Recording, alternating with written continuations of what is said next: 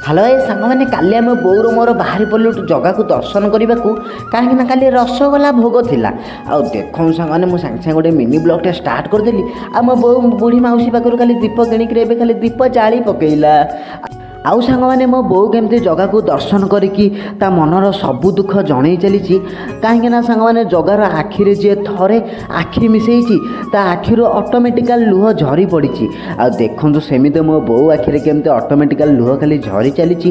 ହେଲେ ତଥାପି ମୋ ବୋଉ ପୁରା ଦିଲସେ ଜଗାକୁ ତାର ମନର ଦୁଃଖ ଜଣେଇ ଚାଲିଛି। ହେଲେ ସାଙ୍ଗମାନେ, ମୋ ଜୀବନରେ ତ ବହୁତ ସାରା ଯାତ୍ରା ଦେଖିଛି, ହେଲେ ଜଗାର ରଥଯାତ୍ରାରେ ଯେଉଁ ଲକ୍ଷ ଲକ୍ଷ ଭକ୍ତମାନଙ୍କର ଭିଡ଼ ଆଉ ଜଗା ପ୍ରତି ଥିବା ଭଲ ପାଇବା ମୋ ଜୀବନରେ କେଉଁଠି ବି ଦେଖିନି।